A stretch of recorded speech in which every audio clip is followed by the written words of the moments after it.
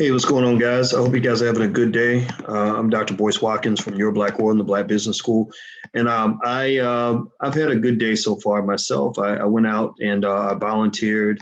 The missus, well, not the missus, but she's going to be the missus one day. But she invited me to go to check out the Chicago Marathon and to volunteer at the marathon. Now, honestly, I typically don't do that kind of volunteer work, but I enjoyed it a lot. It was really nice. It was inspirational to be around people that, are running 26 miles in cold and rain and all that. And I just respect that kind of determination. And I think people that have that kind of determination, they don't usually fail at anything, because people that think like that, they just typically do not quit. And so if you ever want to really learn how to be tough and learn how to really achieve goals, go hang out with some runners. Runners will show you, like long distance runners, because they just don't tend to give up. They don't tend to quit easily. And I think that that's a good attribute to have for pretty much everything, because if you're a person that never quits, then you'll be a person that never loses. At worst, it'll be a tie. At worst, it'll be a tie, but you'll never lose because you'll never quit. But anyway, what's going on, Eric Wright and D Dollface and Stevie Wonders and Tina Miller and the Evolving Black Woman and Soul Tigress, Dr. B from Hyde Park in Chicago. What's going on? Soul Tigress, I have selected you as a moderator. So Soul Tigress, I need your tigress spirit to protect the feed from all the haters, from all the nasty people out here that want to be evil. So do me a favor right quick. If you want to follow me and connect with me via live stream on a regular basis and get text messages, you can actually text my name, text the word Boyce to 31996. Text the word Boyce to 31996. Now, somebody says it's freezing. Let me know if it's freezing. What I'm going to try to do is I'm going to see if I can get on a better.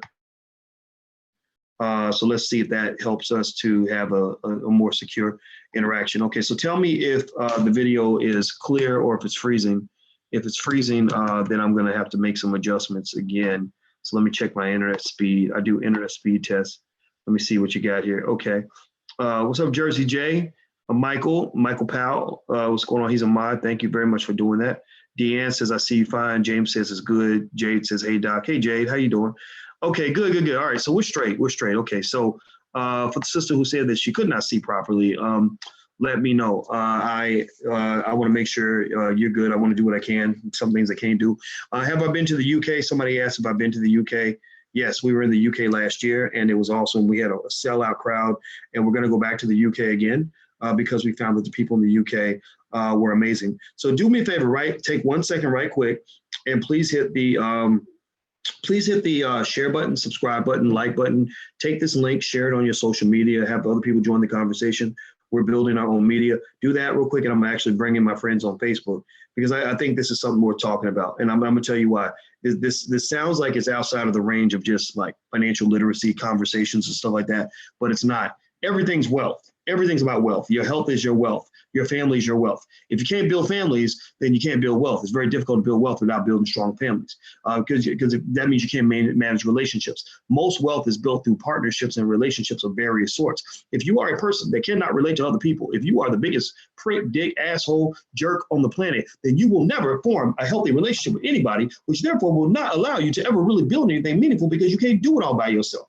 So if you want to know why I talk about relationships, that's why. If you want to know why we make movies like The Black Love Blueprint to help Black people learn how to love each other, that's why. If you want to know why I am quick to talk about, what fellas need to do to show respect to the Black queens out here, that is why. If you want to know why I'm quick to give daughterly advice to all the young ladies who maybe didn't have a father that told them these things, that's why. Because if you can't love, then you're not lovable. If you can't give love, then you won't receive love. If you can't give and receive love, then you will never have love. And that means that you can never build on love.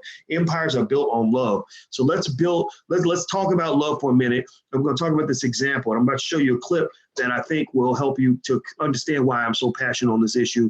This is something that really kind of burns my ass crack. I mean, it just makes me so mad. I'm just like fired up over this because I just saw this clip with Tina Knowles, Beyonce's mama, and her husband, Richard Lawson, and everybody was talking about it. And I said, I got to chime in. Okay, so, all right, let me see here. All right, so give me a second here.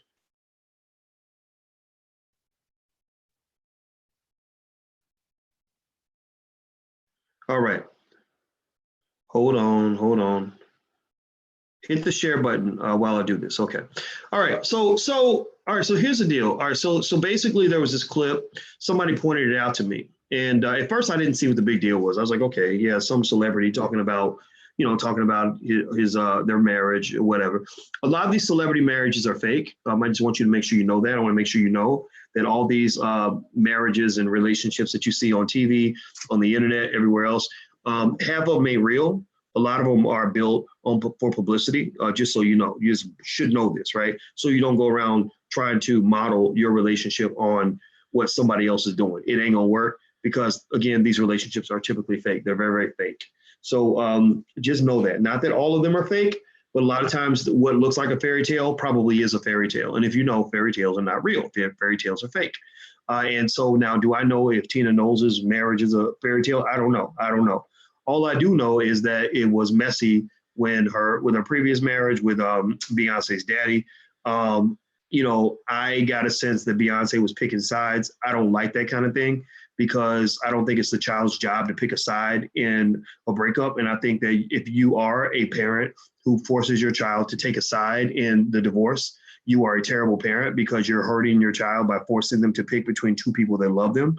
I think it's very immature because your child, while you might be mad that he cheated, or you might be mad that your wife mistreated you, that still doesn't mean that man is still not your child's father. That does not mean that woman is still not your child's mother, and they deserve a baseline of respect because of that. You cannot take away somebody's parent rights because you're mad that they didn't do well in the relationship. Those are two totally different things. And it drives me crazy when somebody's like, yeah, my dad was a bad person because he cheated on my mom. Well, shit, are you fucking your dad? Like, were you the one having sex with him? Like, if that's not the case, then you need to stay out of your parents' bedroom because relationships and marriages are complicated.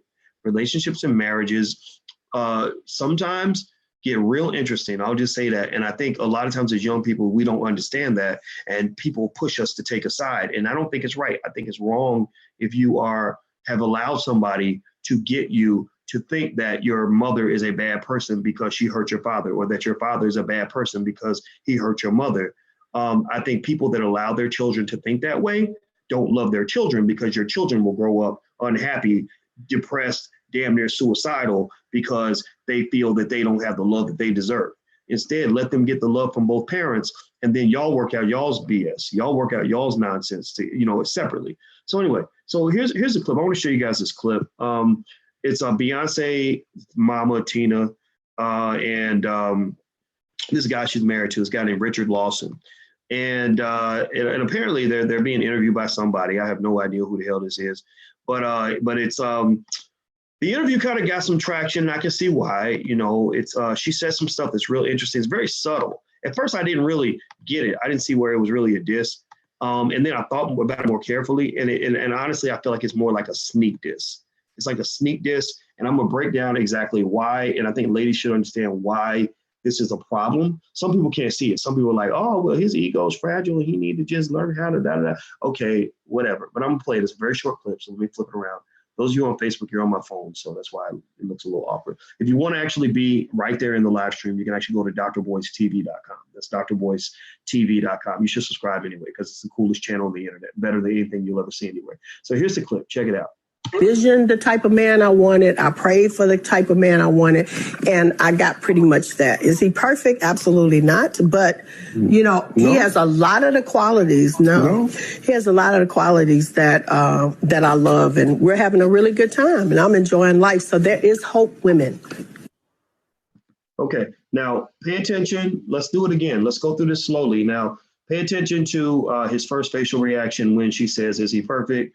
No. And then he asks again. And I thought it was kind of weird. I thought he was joking, but it doesn't look like he's joking. It looks like he was really upset. Let me explain. Let me just I'll give you insights on it in a second. Let's watch it again slowly.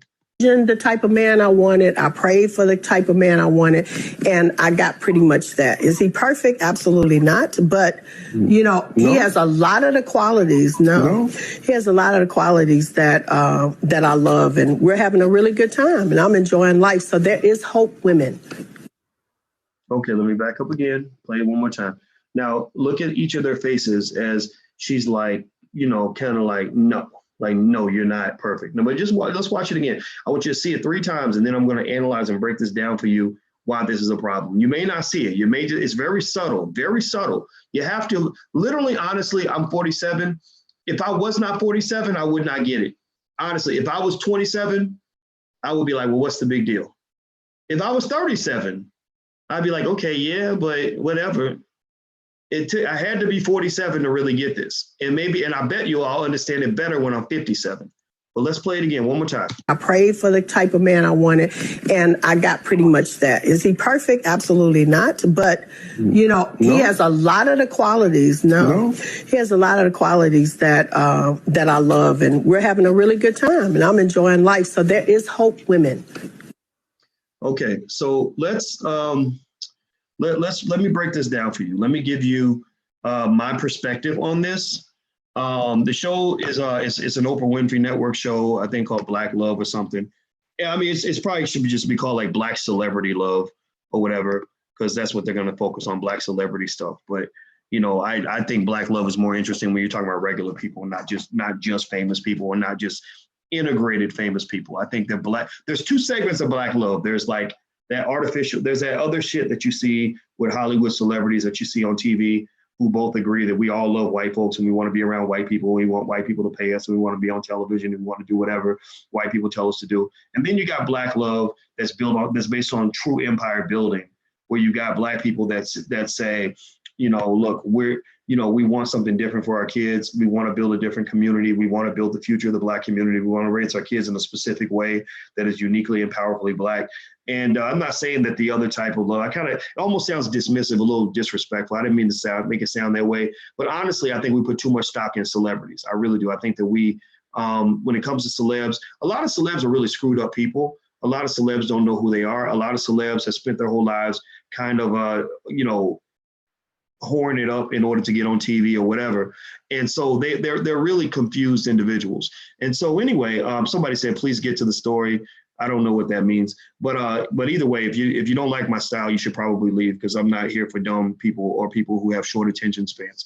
All right. So anyway, so let's talk about this. All right. So here are a couple of things that were problematic about her approach. The first thing is that, you could see in this video that he was clearly disturbed by something she said, like something he didn't look. At first, I thought he was joking, but then I looked at his face a little closer. I said, this man is not joking. This man is seriously concerned. He's seriously upset. He's seriously, a little mad about what she just said. So it's probably rooted in something else. There's probably something else that happened before that forms the foundation for this what you saw. So what we're seeing is really the tip of an iceberg.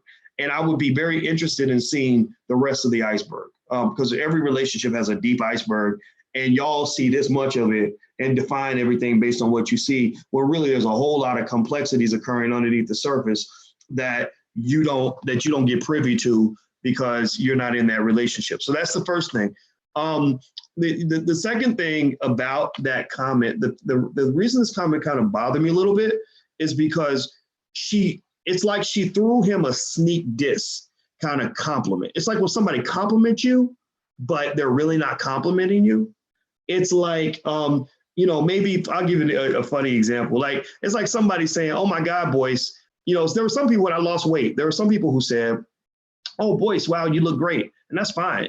But then there are some people who were like, God, Boyce, you look so good now. I mean, man, you look so fat before. I was so worried. It was gross. It was crazy. Or so they would say something like that. Is that a compliment? Not really, right? Or one time, I'll give you an example. One time, actually, I remember hearing my daughter, she congratulated me on Father's Day. And I'm very open about the fact that me and my daughter had to work really hard to build a relationship, because it was tough. It was really tough to find space in her life because she had a stepfather, and I had to really battle my way in. But I remember, she said, I want to say thank you. I want to say happy Father's Day to my dad, who finally became a man that I can be proud of. And I'm glad to see that he matured into the man that I could look up to. And I was kind of like, well, wait a minute. I was always a hardworking man. I was always trying to, there's never been a time in my life where you can look back and say, well, yeah, Boyce used to smoke crack and sleep with hookers on every Friday. And he also murdered people. And now he's doing so much better. No, when I was 21, I was 22, I was teaching college students. When I was 21, I was the number one Black student on the entire University of Kentucky campus. I had the highest grade point average by a long shot. I had a triple major. I mean, I was a hardworking Black man my whole life. So I was kind of like, wait a minute. Like, who the hell told you that your daddy was a deadbeat? Who the hell told you that something was wrong with me? I don't know where you heard that, but that's just not true. So, and I think that what happens is that there's a perception that the world has of the Black man. And this is not about my daughter, about being anti anybody. I love my daughter, love my daughter's mom, all of that stuff. But it's really kind of speaking to this idea that a lot of people have a perception of the Black man as being flawed until proven otherwise. Or you're flawed and you overcame your many, many, many numerous flaws and made yourself borderline acceptable. And now I'm willing to accept you, right? Like when I heard Tina's comment, it's like, now think about this. You're saying to this man, like, I prayed to God. Now, first of that other thing about all, the women praying, looking for a man who goes to church and all that, that's stupid right there. I'm sorry. So let me scratch it. I don't mean to call you stupid. I'm here to say this. Look, the deacons in your church want to fuck you. A lot of times your pastor wants to fuck you. And a lot of times the reason that your pastor and your deacon are telling you to not date no men who don't go to church is because they want you to themselves. I'm just keeping it 100 with you. I'm not dissing no pastors. I'm not dissing no deacons. I'm not dissing no religion. I'm just telling you the facts. In some of the churches, you got a damn whorehouse being run up there by that pastor who's literally pimping from the pulpit. And he knows that if he can keep you away from any men who are true competitors to him, that he knows that he can come in and lay hands on you on a Friday night, because sometimes you're gonna need some loving, and he's gonna be the closest option available, because you're already hypnotized by him because he's a superhero. Right. And I know that pastor respect that people get. You know why I know it? I'm going to keep it real again. You know why I know about the power that pastors have? It's because I've had that same power. I can tell when there are some women who look at me in a certain way because they see me as this person that they listen to and they follow, and that typically translates into some sort of sexual desire. The difference is that, again, I'm 47, not 37, not 27, which means I've learned over time that you got to be careful, because you can ruin everything over a big butt and a smile. That a big butt and a smile will bring a man down faster than anything else. So in the Me Too era, I ain't trying to mess up everything over a big butt and a smile. So that's why I can tell you these things, because I've seen it from multiple angles. So what I'm simply trying to say to you is so from the beginning, she's like, I prayed for my man, I prayed for this, pray for that. Okay, you can pray for that. That's fine. Praying is wonderful. My mother is my prayer warrior. My mama prays for me, and I take it very seriously. But as you're praying for your man, are you preparing for your man? You're praying for the man, but are you preparing for that man? Like, you're praying for him, but are you preparing for him? Meaning, are you just sitting around assuming that he might be flawed, but you ain't? Notice she's very quick to bring up his flaws, but can't bring up none of her own, right? So you are sitting there thinking that you're perfect because you're cute and you have a master's degree. That's the typical formula unfortunately, for someone. They think because they're cute and got a master's degree or look good in a dress or in a tight skirt or whatever, that's enough to be worthy of love.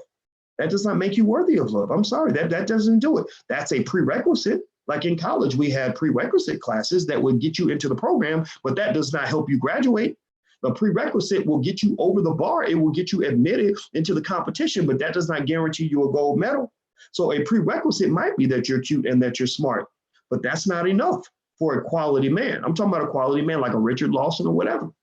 And I'm not saying Tina Knowles ain't got it going on. Beautiful, gorgeous woman. But if you ever want to annihilate your beauty in 2 seconds flat, if you're a beautiful woman and you ever want to make yourself ugly, just be an ugly person.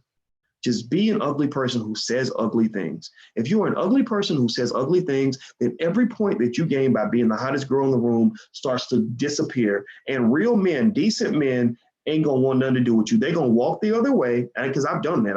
I've been in a situation, I've been like, woo, woo, she looked good. Oh, and she's smart too. But then I'll be like, I get closer. And like they said, like Andre 3000 said, lean a little bit closer. See, roses really smell like boo, boo, ooh, ooh. So I get closer. And I'm smelling the roses. I'm like, ooh, what a stank attitude. Ooh, I'm getting away from her. I'm going in the other direction. So, and you know what happens? The only men who stick around are the assholes because they don't care. They're like, oh yeah, she's a jerk, but shoot, I'm gonna go get some of this ass and use her up before she uses me up. So ultimately, if you are not a good human being and you're not uplifting that man, then most decent men are not going to be interested in you. They're going to walk the other way. You're going to get male attention. I mean, that tight skirt, you always going to get male attention if you looking good. That will never stop happening. You will never ever not be able to post a booty or titty pic on Instagram and not have 1,000 men blowing up your inbox. That's going to happen forever. And what happens with the poor ladies who don't have the fathers at home to explain things, I think you don't just need a father, you need an intelligent father. So for some of y'all, maybe I'm playing that role. So I'm gonna take that role right now. I got daughters, they're in their 20s. So I'll take that role for you right now. I will tell you what an intelligent dad will probably tell you and break it down for you. Look, it's biology. The man is always going to want to check out your hot Instagram pics where you wearing the bikini or you got the tight jeans on or you showing off the booty, showing off the boobies, showing off whatever else you got going on. The man will always give you attention for that, but that is not the same as love. That is not the same as respect. That is not the same as permanent attention. That is not the same thing that's going to get you walking down the aisle with him. Now, if you're just looking for a little penis on the side, if you're looking for, a chance to just have some sex, yeah, sure, you'll get that. You'll find plenty of guys who will have lots of sex with you. They probably have sex with 100,000 other girls, but if that's okay with you, then do that. That's fine. But if you're looking for something more meaningful, you got to go deeper than that. You got to go deeper. If you can't go deeper, then you're going to miss. You're going to lose. If you can't go deeper, you're going to lose. So here's the thing. So I'm listening to Tina Knowles' video, right? And I'm watching what Tina said. And the reaction in her husband's face was one that would concern me. It's almost like how people, like my good friend Zaza Ali pointed out how, what's her name? Ariana Grande, when she was sitting next to that pastor, she's like leaning away from him. And she was like, this is what a woman looks like when she's uncomfortable. And that look. And I agree, she did look uncomfortable. That he looked uncomfortable. Like a man, I can look in his eyes and say, oh, wow, he's angry, he's annoyed, he's pissed off, and he's thinking about something. And, I don't know what he's thinking about. He could be thinking, my side chick would never say something like this to me. Or maybe I should walk away from this person. Or there she goes doing it again. I'm just going to keep my mouth shut because I don't want to say anything stupid on TV. And I think that what she could have done to make it better, and I don't even know if she would do that, because I've seen people that have egos so big that they can't admit their own flaws. If you're a person like that, like if somebody says, where are some areas for improvement for you, things you need to work on, and you can't think of anything, or you loop it back and always blame the other person, then that kind of means that you're probably an asshole in relationships. Because what you will do if you think that way is you'll be the person who will be very quick to criticize what other people are doing, what's wrong, what they ain't doing, what's wrong with them, and also but you can't see for a second the things that are wrong with you. Right. So maybe if she had simply said, no, he's not perfect, but shoot, I know I ain't perfect, then that would have been okay. That would have been, like, ha, ha, ha, oh, that's so cute. Look at them.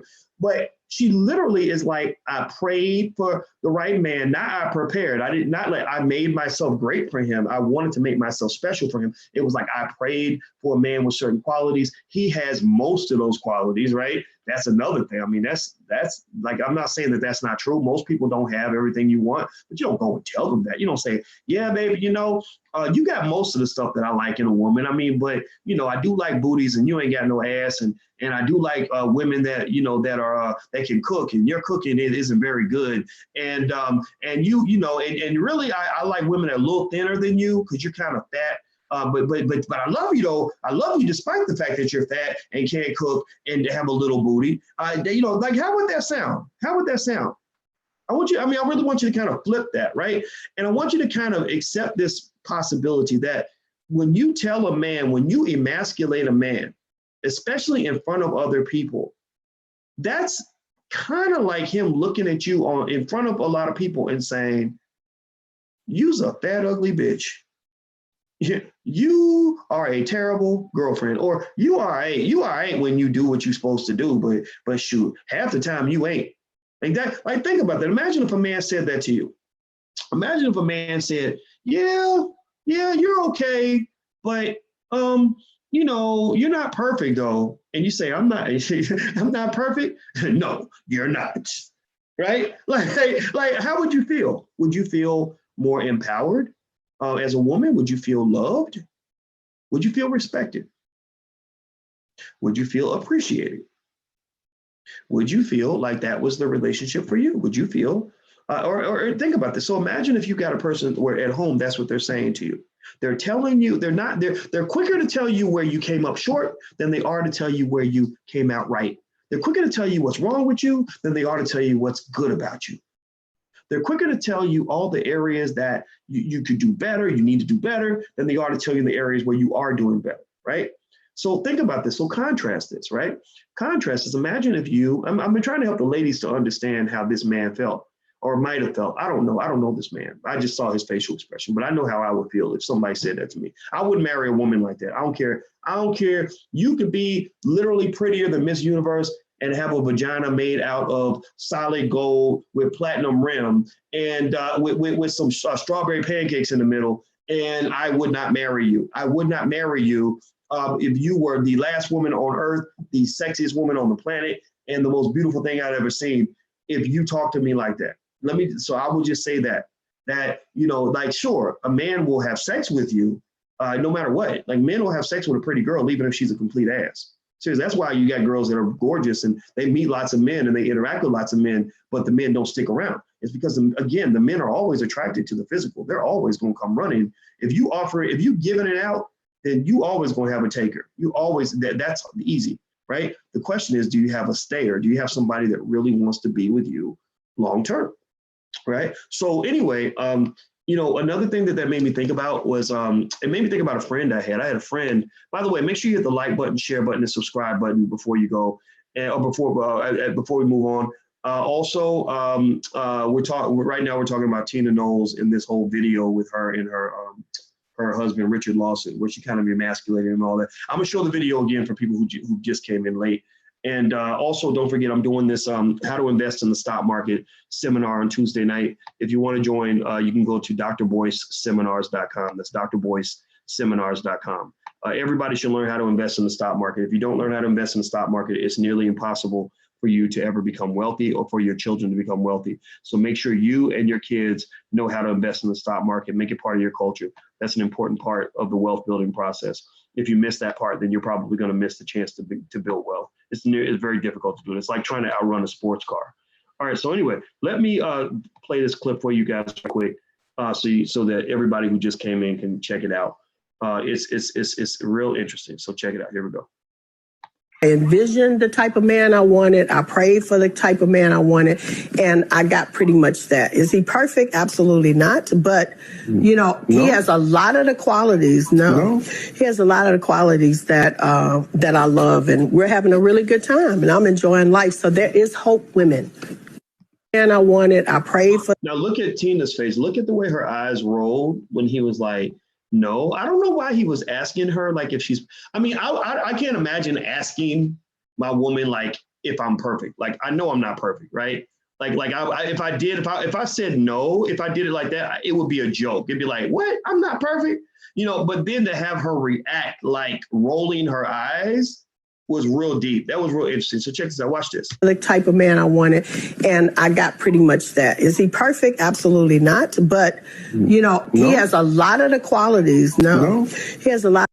Look at that. Let's do it again. I wish I could slow this down. But look, there you go. That's her face. Look at her face. She's like, no. So let's see.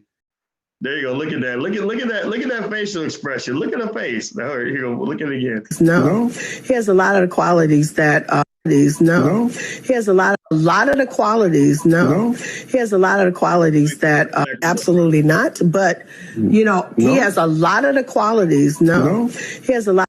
Okay, so you see her. A lot of the qualities that I love, and we're having a really good time, and I'm enjoying life. So there is hope, women. And vision. Okay, so again, maybe we're making something out of nothing. Maybe it's not a big deal. I will say that what this kind of speaks to is this. Let me give you an example that I can tell you that I think a lot of people can relate to. And fellas, if you in here, like tell me if you feel anything that I say. Like the ladies, I'm really talking to the ladies, but I'm talking to the guys too. In the sense that I think that a lot of times we don't we see women as victims in relationships, and we see men as natural predators. Like we think, okay, if there was an abusive relationship, it was because the man was abusive and the woman was just baking cookies and getting her ass beat because she was baking the cookies wrong or whatever, right? That's what we picture when we think about abuse. But the problem is that many of us know that, we know women are strong. We know Black women are incredibly strong. And some women are so strong that aggression comes out in the relationship. It can turn into, if you're not careful, emasculation, psychological attacks. A lot of it can start, when you're a child. You see a lot of boys get their egos bashed in by their mothers, just the same way you might see girls getting beat up by their fathers. And so basically, I will say this. I think that one of the nicest things a woman can say to a man, or a man can say to a woman, same thing, is that, look, I accept you. I love you for who you are. Even if you are, even your imperfections, I love your imperfections because that's you. Now, that's hard to do. That's a special kind of love. It's difficult to do that. But I can say that when I heard that from a woman, it meant a lot to me, because a lot of times as a Black man in my life, I had constantly been hearing about all the things that were wrong with me. Right. So imagine if you're, the same thing with ladies, like imagine if you're dealing with a man and you say, do you think I'm pretty?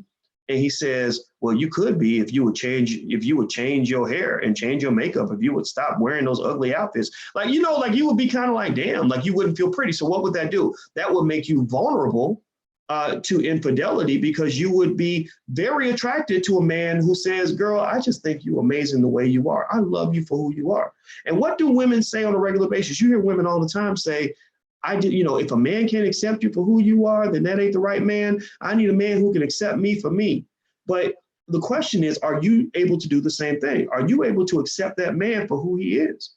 Or are you a person who accepts him based on conditions? Like, as long as he does this, then I like him. As long as, I approve of XYZ, then he's attracted. As long as he fixes this, then he'll be acceptable. And I think that there's kind of like that strange double standard there. We're used to double standards being applied in favor of men, but there are some double standards that get applied in favor of women in the Black community, because the Black man, so many people beat up on the Black man. So many people see the Black man as ignorant. They see him as a predator. They see him as irresponsible. They see him almost like an animal, like he doesn't love his children. He's just not a good person. So sometimes you have women that internalize this, because think about this. If you grow up and you have a Black man that hurt you, like your father disappoints you. So you're like thinking, man, this man really hurt me. And then you meet some Black feminist who says, yeah, men are garbage. All men do this. And Black men are, they have toxic masculinity and blah, blah, blah, blah.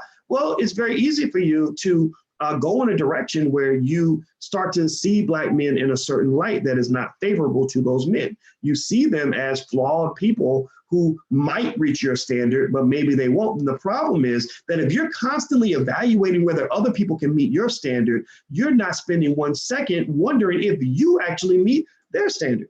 You're sitting here looking at yourself as perfect and thinking, well, I'm single and I'm perfect and nobody wants me. I don't know why. Something must be wrong with them. And you don't even think for a second that, hey, maybe there's something I need to do a little bit different, other than just, work on the shape of my booty and get ass injections. Maybe there's something I should do different, other than just thinking that I'm a great catch because I'm a doctor or I'm a lawyer. I'll tell you, when I was single, I did not date. I don't say I didn't date. I was very hesitant to want to date doctors, because I'm like, well, how are you going to manage a relationship if you at work all the time? If you always working, what, you think I'm going to be like the poodle that you just leave at home and I'm just going to wait for master to come home every day?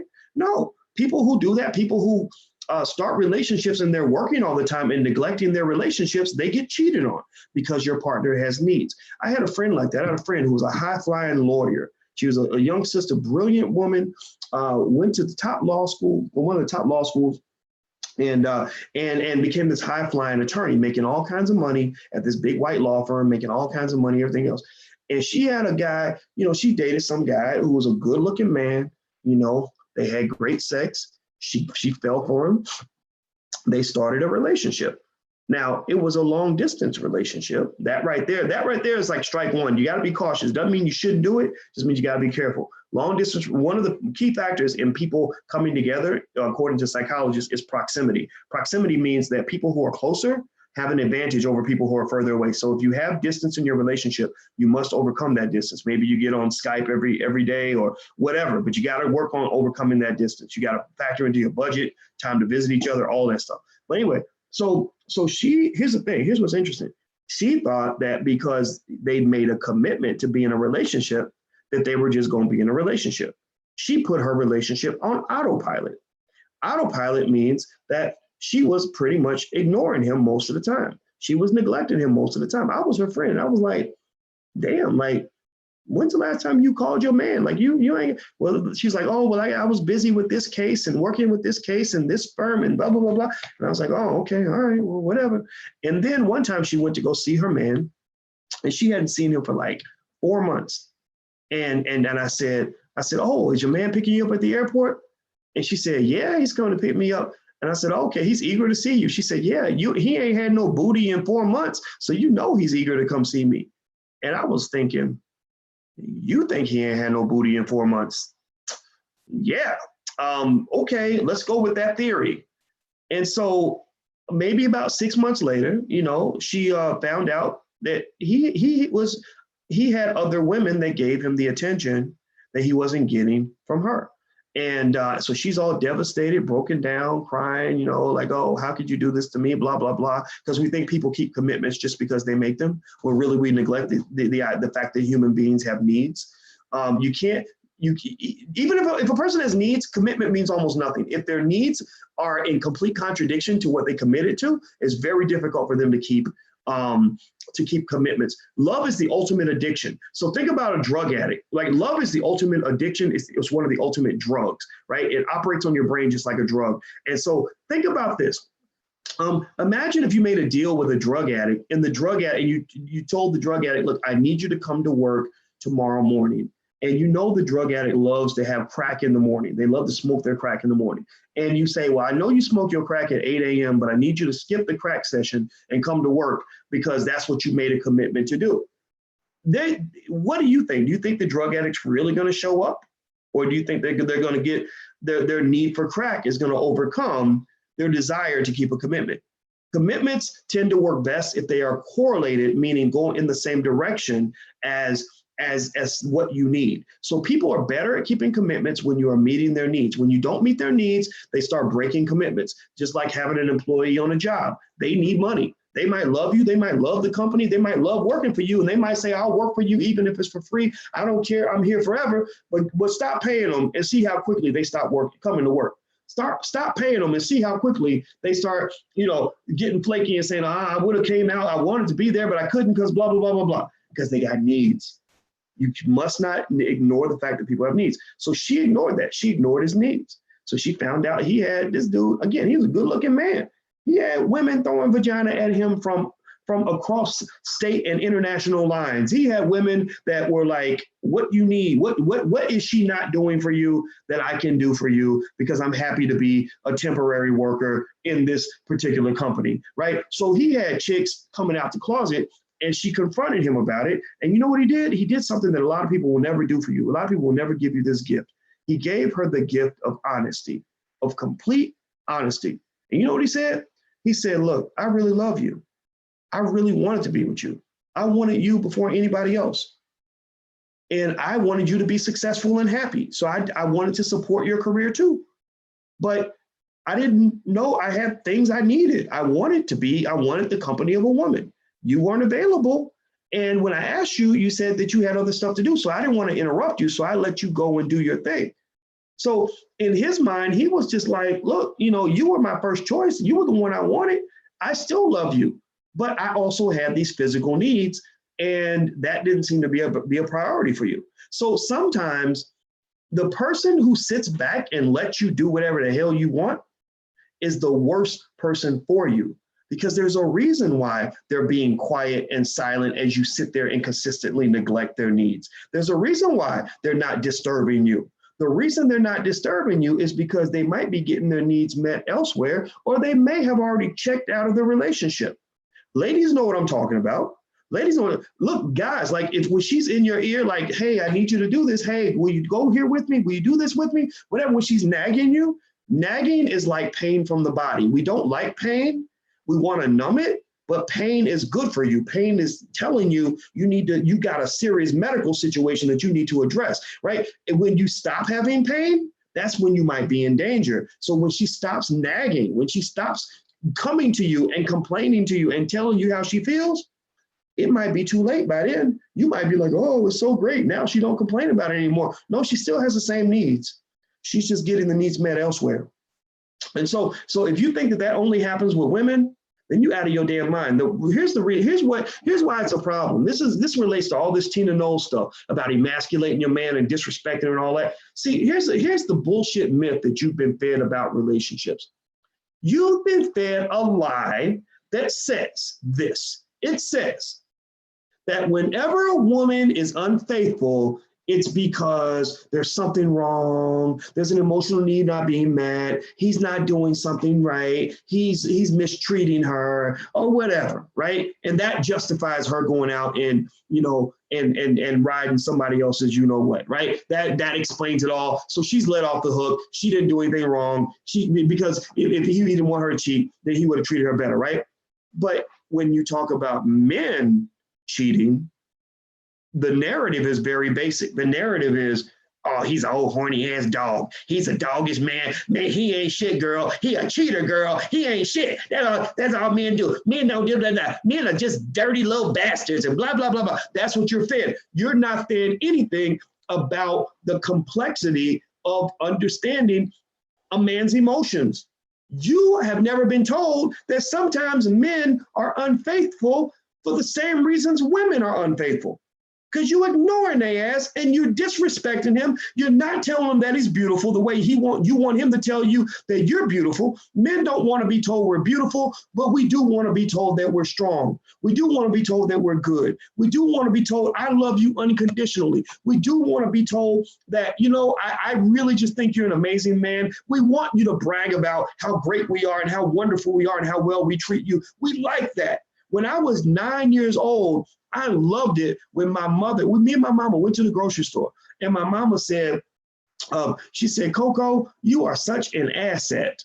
And I was like, what's an asset? Back then, I didn't know what an asset is. Now I teach about assets and liabilities, right? I don't know. She's like, you really helped me. You're really helpful in the grocery store. And I said, oh, and I like that. Like, that made me want to be more of an asset. That made me a better man for my mama at the age of 9, because I loved that love and support and validation I received from the woman I loved. At that time, I didn't have no girlfriend. I didn't know nothing about relationships, but your parent is your first spouse. That is your first boyfriend. If you're a woman, your daddy's your first boyfriend. If you're a man, your mama is your first girlfriend. So my mama said, you're such an asset. And you know what I did? We came home and my mother got on the phone with her best friend, Charlene. And I said, Mama. And she said, what is it, Coco? I said, tell Charlene what you said about me in the store. And she said, what did I say? I said, about me being an asset. And she said, yeah. She said, oh, girl, I told him he was such an asset in the store. And I bubbled up in pride. I felt so good. And here's the thing. People don't change that much from childhood to adulthood. The outside changes, but the inner child is always there. The inner child is always there. So the same way a little boy loves it when his mama comes to his football game and says, that's my baby. I'm so proud of you, baby. You scored all them touchdowns. A man loves to get that from his woman. He loves to get that from his woman. And you know what that does? That makes him a better man. That brings out the best in him. That makes him want to go all the way for you because you're giving him this emotional high. But if you're beating him down and you're telling him, well, you ain't perfect and you ain't good enough and you would be all right if you did this better. When you're bashing him like that, he's thinking about the side chick. He's looking at the side chick as the woman that he could actually love because she understands him and she's just happy to have a place in his life.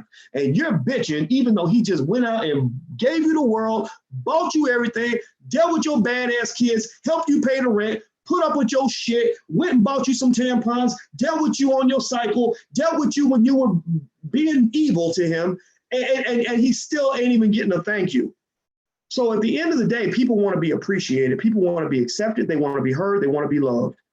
So the question is, are you showing love? If you want to receive love, you must give it. If you can't give it, then just go and just hang out with a hooker or something like that, because they got male and female hookers for people that don't know how to give love. And a hooker will give you a lot of physical love, but they ain't going to give you nothing to elevate your spirit.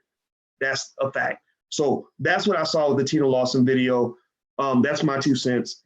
I think relationships and family are very important, because you can't talk about wealth without talking about family. You just can't. They're deeply connected. In Africa, most wealth is built from strong families. If you don't have a strong family, very difficult to build wealth. That's why Black people can't build wealth in many cases, because we start all over and over again. We got too many families without the father in the house. We got too many families that are fighting each other. We got too many families that can't keep a relationship together long enough for the baby to be born. That's why wealth is not being built. So that's it. I'm about to go.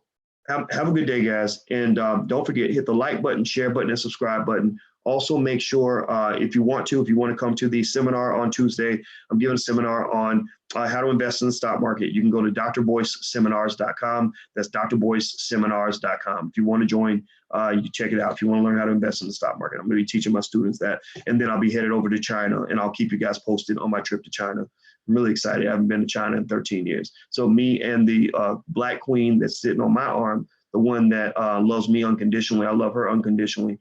And that's the best thing we ever said to each other. We're going to go to China together. And so I can tell you, unconditional love is a wonderful thing.